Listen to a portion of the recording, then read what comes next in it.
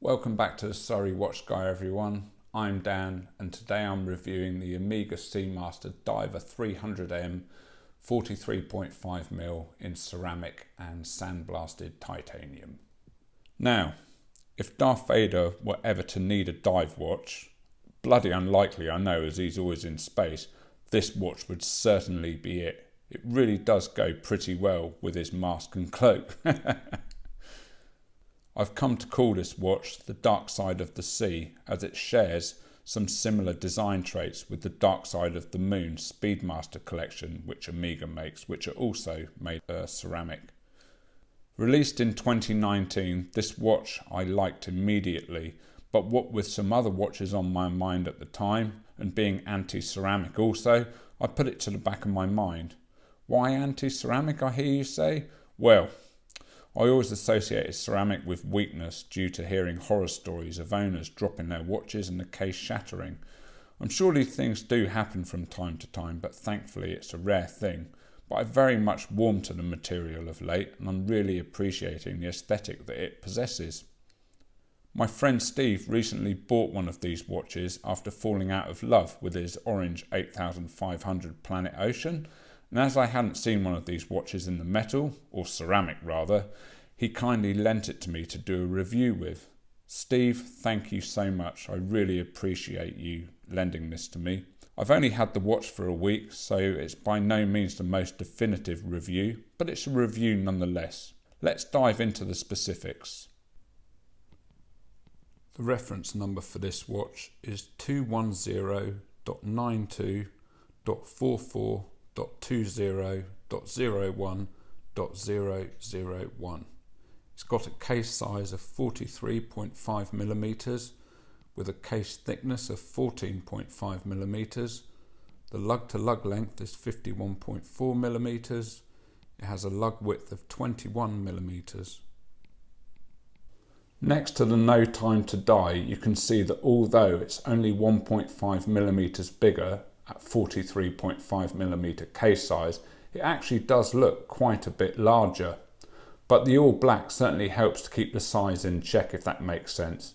It wears slim, although thicker than my No Time to Die, due to having a slimmer aspect ratio between the thickness and the width of the case.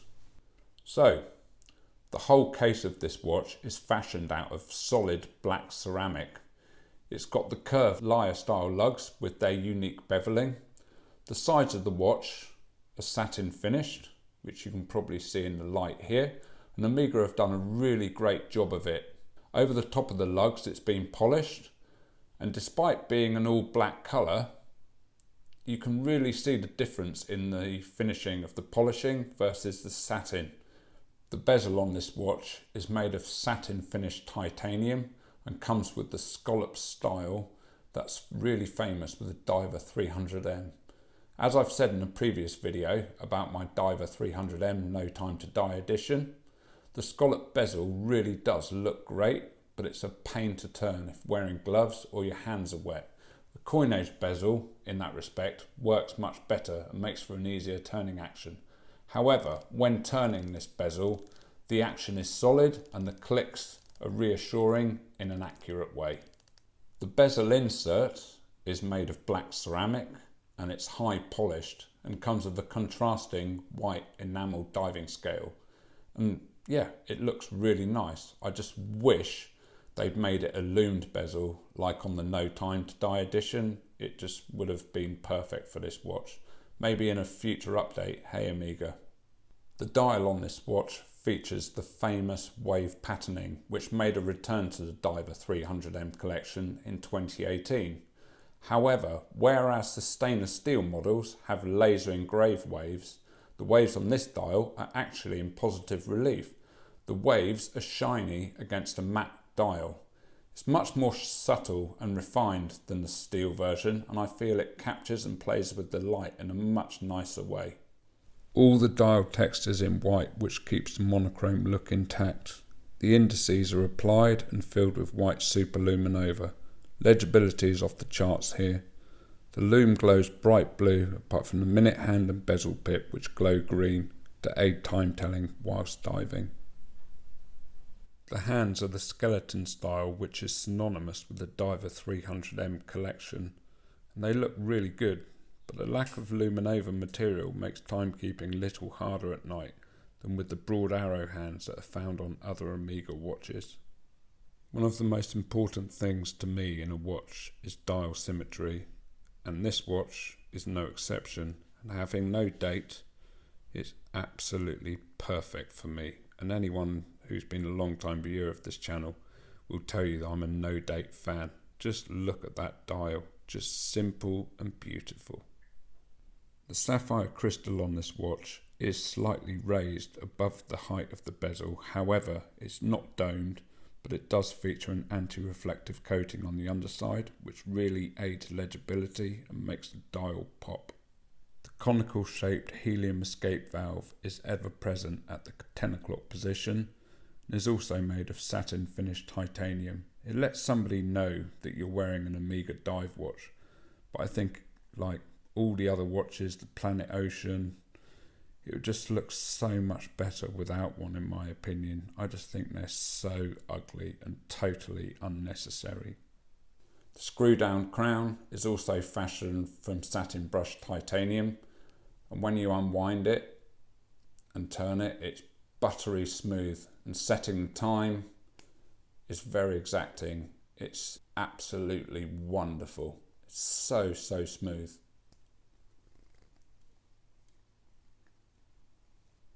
The case back on this watch is fashioned from satin finished titanium and comes with the standard sapphire, so you can view the movement. It's held in place by a Niad lock, which basically means it keeps the case back text perfectly aligned every time you undo or re-screw it in. It also helps the watch to be water resistant to 300 meters. Powering the watch is the Omega 8806 Master Chronometer Certified Caliber, which is basically in essence the 8800 found in the stainless steel references, but without the date complication. It features a power reserve of 55 hours, it's got 35 joules, it's got a frequency of 25,200 VPH, and it's magnetically resistant up to fields of 15,000 Gauss. The finishing of the movement is nicely done for the price point, with rhodium plated rotor and bridges with the usual Geneva waves in a gorgeous arabesque. Keeping the watch to its utilitarian brief is a black rubber strap. This one is right up there with the usual Omega OEM standard. It's got a lovely taper to it too. It sits flush with the lugs and looks incredibly sleek.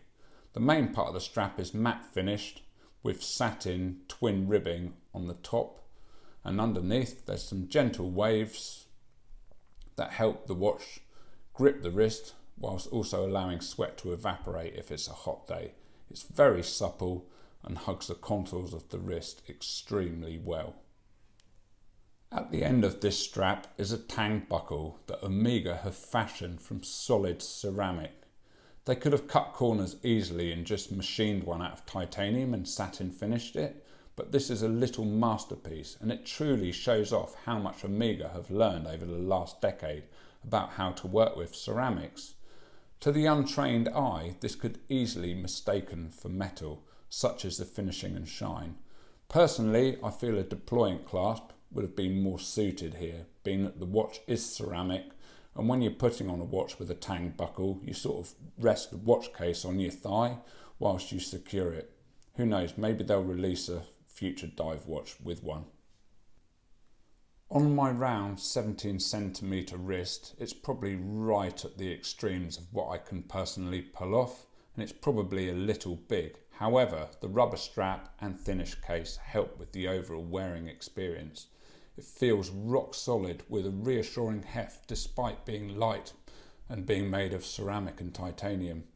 It weighs in at 108 grams, whereas the No Time to Die I have, which is all titanium, is 97 grams. I guess I'm used to wearing lighter watches presently, but I have to admit, this looks fantastic and feels it too.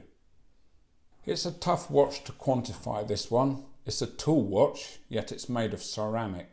It's bold and different, yet subtle and blends in with the background. It can be dressy.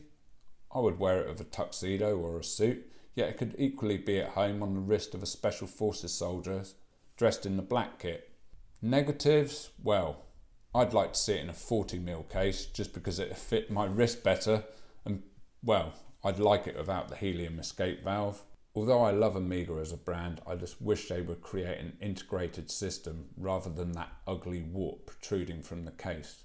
A loom bezel would be great too. Aside from that, I think it's a great offering and a break from the usual metal watches that dominate the dive watch segment. Stop press! Omega have released another black ceramic diver. This one is bonkers. It's it's what they call a black edition. Maybe Darth Vader would wear this one instead. What do you think? So there you have it, the Omega Seamaster 300 diver in ceramic and titanium. What do you think of this watch? Let me know in the comments below. If you like this video, give it a like. If you'd like to see future videos, click the subscribe button, but don't forget to hit that bell icon, then you'll get notified when a new video drops. I'm also over on Instagram at the Surrey Watch Guy, so give me a follow there. Thanks, see you next time.